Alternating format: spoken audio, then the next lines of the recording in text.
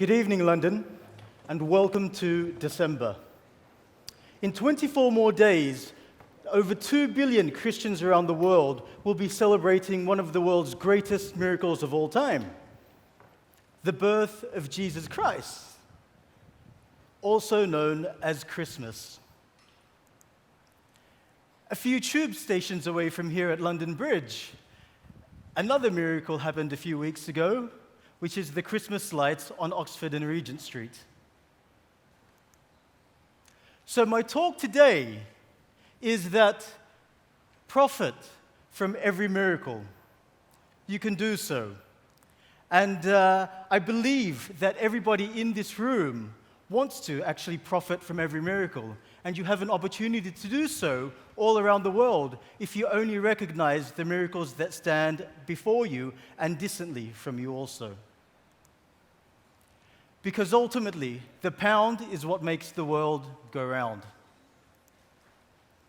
So here we are in Europe right now, in the UK, and thousands of miles away is an area in this world called Southeast Asia. It's a place that not many people know about from a business standpoint, and often many times there are certain places that people can't even pinpoint on a map, such as Indonesia. People know Bali, but they don't really know Indonesia. So it's one of those places. Now, very soon, in about 30 days' time, Indonesia, as well as 9 other nations, including Singapore, Cambodia, Malaysia, Brunei, Vietnam, Laos, Philippines, Thailand, and Myanmar, will come together to form what is called the ASEAN Economic Community. Not Asian as in ASIAN, but ASEAN as in ASEAN, the Association of Southeast Asian Nations. It will come together similar to the European Union as one single economic bloc.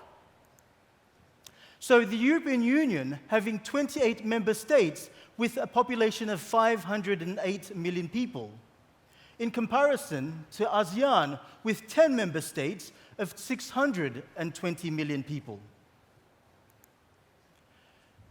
So I'm going to be talking about miracles, as well as millennials and mirrors. Because the story of London, I would hardly call it a miracle.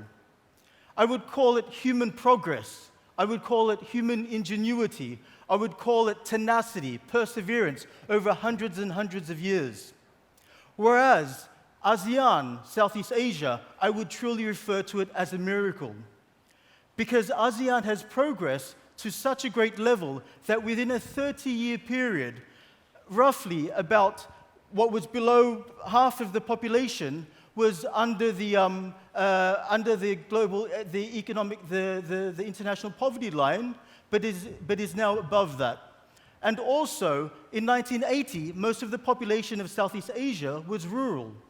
30 years later, by 2010, most of the population is now urban, requiring services similar to what any Londoner would require. And 25% of that population are millennials, with 150 million people, so roughly double that of the United Kingdom.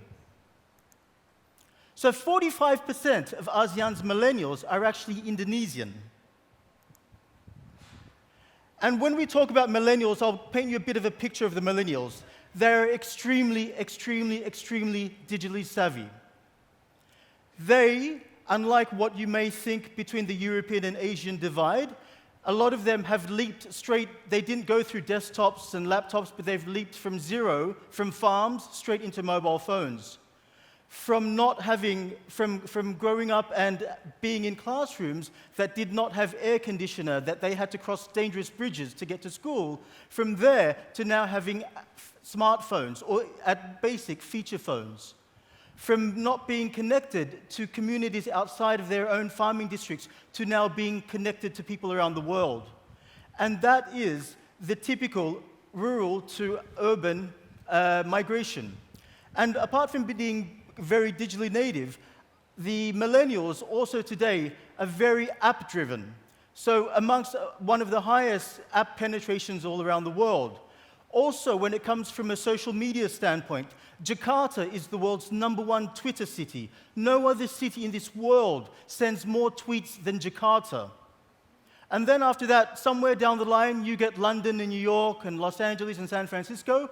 But actually, the world's 4th biggest city for tweets is a city called Bandung, which I'm sure that you've not heard about from Indonesia also.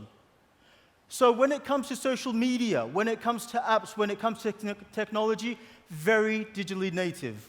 And in fact, there's like a 150% mobile phone penetration in the countries. And most people, a lot of people, even kids who are 19 years old, carry 2 smartphones, and even 1 feature phone for emergencies too. To give you a sense of how powerful these Southeast Asians are in determining what's hot, what's cool, and what's not, let's just look at social media. Let's not talk about the average punter who has a few hundred followers. Let's talk about the real superstars right now. We've got Sam Smith, a global icon, launched his album and has become a huge superstar around the world. Sam has approximately 3.85 million followers on Twitter. Then we go over to Richard Branson, who obviously is one of the world's most loved, famous entrepreneurs from here in the United Kingdom. And so Richard has about 6.86 million followers on Twitter. Funnily enough, there's a guy you don't know. He's from Indonesia. His name is Raditya Dika. He's a writer as well as a comedian. He has 12.3 million followers on Twitter, double that of Richard Branson, and roughly about 2.5 times more than Sam Smith. Also, talking about Christmas lights, Kylie Minogue, who took about 30 or so odd years of her career to launch and become a global superstar, she's got 2.28 million followers on Twitter. Then we get Cheryl Cole, who's the darling of the United Kingdom, and she's got roughly about 5.81 million followers on Twitter. Cross the pond a bit, and Paris Hilton has got about 13.5 million followers on Twitter. And here's a lady that you don't know at all, and her name is Agnes Monica, and she's got roughly about 14.4 million followers on Twitter. She's an Indonesian superstar. But only beating her by a bit, roughly about 10 million, is Adele, with about 24.1 million followers on Twitter. So here's the thing about these ASEAN millennials, is that what's vital to them is very different to what is vital to a lot of millennials in America as well as Europe. Family is the most influential unit of an ASEAN millennial, even as they hit the age of 21, 25, 30, 35, 40. Family is vital. And in fact, there is no concept of retirement homes and retirement villages for grandparents and parents. They would rather slit their fingers than put their parents in a retirement home. It would be the shame of the village or the shame of the city. So families determine what a lot of the millennials spend their money on. The next thing also is that faith is vital for ASEAN, for the ASEAN millennials. There is a resurgence of Islam in the Southeast Asian region.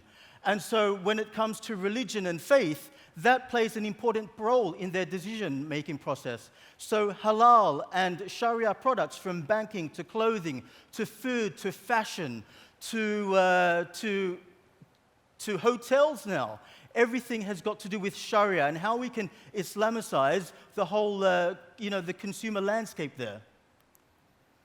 Also here, when it comes to fashion as well as Islamic faith, the people who have become influential are actually fashion designers who are, for example, this young lady here, her name is Dian Pelangi. She has about 3.7 million followers on Instagram, and she came out of nowhere from obscurity to become a famous fashion icon there in Indonesia, simply because of her designs and of her the way she wears Islamic-style clothing.